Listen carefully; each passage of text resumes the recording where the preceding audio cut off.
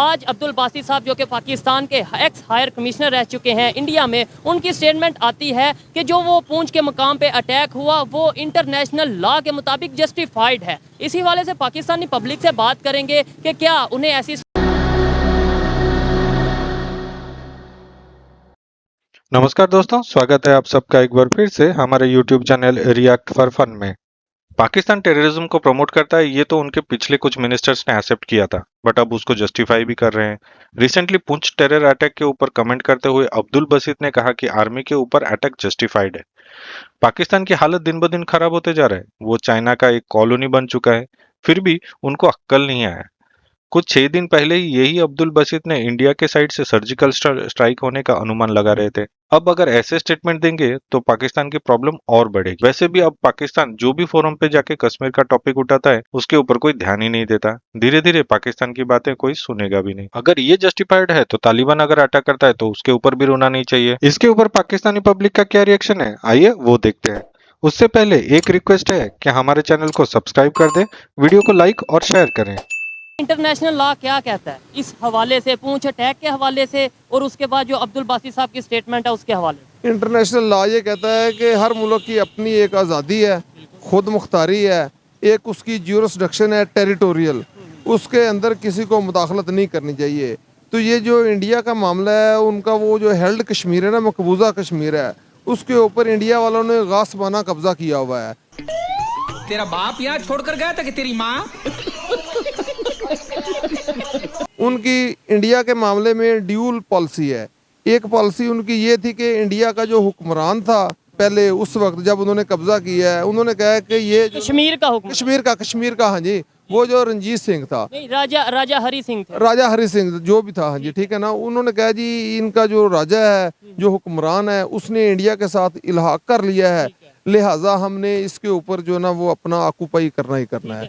ये जो है ना मामला, ये अभी तक जो ना वो डिस्प्यूटेड चला आ रहा है, ठीक है ना। वो डिस्प्यूटेड इस वजह से है कि उसको जो ना वो अक़वाम मुत्तहिदा में उसकी जो ना वो रेजोल्यूशंस हैं, वो रेजोल्यूशंस उधर पास हो चुकी हुई हैं। वो कह रहे हैं इनको जो ना प्लेबिसाइड जो इस्तिस्वाब राय का हक मिलना चाहिए। क्या कहना चाहेंगे? मैं तो यही कहना चाहूँगा जो हुआ सही हुआ यार, क्योंकि हमारे जो मुखालिफ हैं वो इंडिया वाले, लेकिन हम उनसे राय दे नहीं सकते, क्योंकि जब भी जो हमारे बंदों ने किया होगा कोई अच्छा ही किया होगा ना, इससे बेटर से कोई गलत काम तो नहीं किया होगा ना।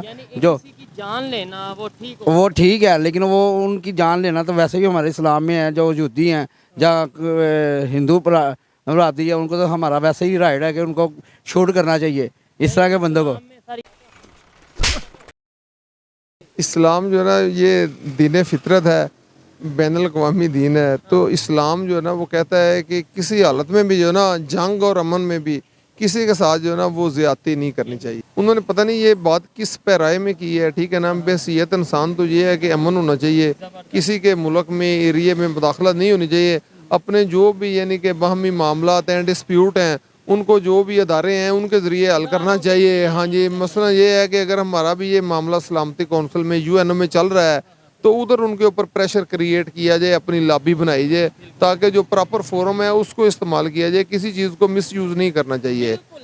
उसमें वजह है कि वो हनूद सारे इकट्ठे हैं ना, उनकी लॉबी उधर स्ट्रॉन्ग है, इस वजह से वो अगर उनको पता है अगर मानेंगे तो ये देना पड़ेगा। हम क्यों नहीं लॉबी स्ट्रांग करते? हम तो अपनी इकोनॉमी नहीं स्ट्रांग कर पा रहे। लॉबी इंटरनेशनल, हमारा आपस में जो ना वो इत्तेफाक नहीं है। जब हमारा को मामला आता है ना तो हमारा इत्तेफाक नहीं होता, इस वजह से फिर वो काम जो ना होते होते रह जाता है। देखें, अगर तो इंसानियत की बात की जाए तो अगर मुसलमान के साथ अगर ज्यादती हो रही है तो भी गलत, अगर किसी गैर मुस्लिम के साथ ज्यादती हो रही है तो भी गलत है। अब देखें, आप जैसे मस्जिद अक्सा में सारे मामला चल रहे हैं और दुनिया में कहाँ कहाँ क्या क्या मामला हो रहे हैं, कोई किसी के लिए आवाज़ नहीं उठाता। सीधी सी बात है, जब कोई भी अटैक होता है, अब यहाँ पे कोई अटैक होता है तो वो बाद में 100 किस्म की जस्टिफिकेशन देते रहे, लेकिन जो चीज़ गलत है वो तो गलत है।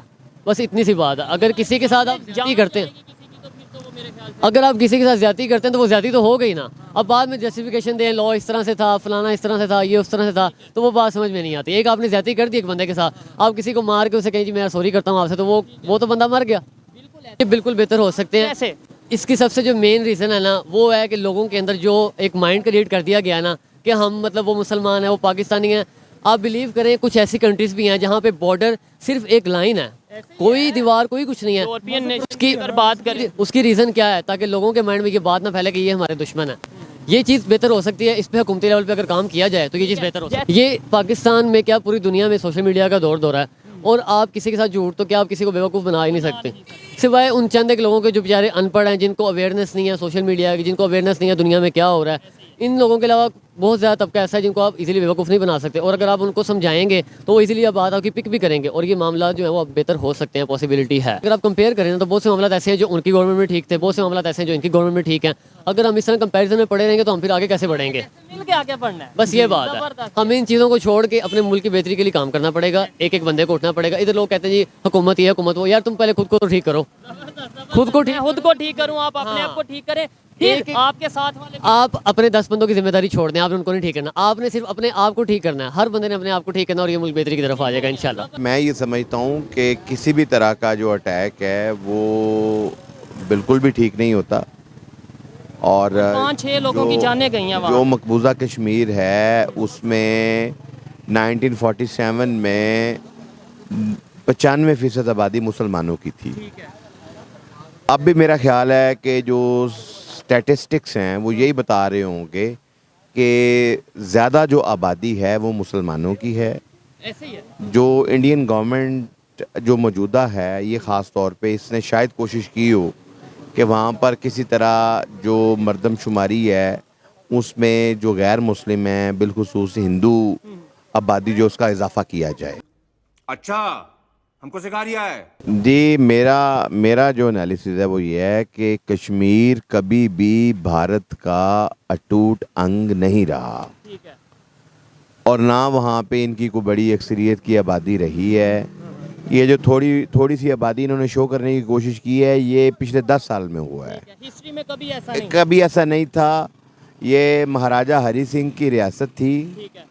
और सिंस 1947 जब ये बरसगीर की पार्टीशन हुई तो अक़वाम मुत्तहिदा में भी और डिफरेंट फोरम्स पे बार बार ये कहा जाता रहा है बिलखुसूस पाकिस्तान की तरफ से, और जो मकबूजा कश्मीर है वहाँ के जो पिसे हुए कश्मीरी हैं उन्होंने अपने तौर पर भी इस अपना जो आवाज़ है इसको बुलंद करने की कोशिश की है कि कश्मीर में रेफरेंडम कराया जाए।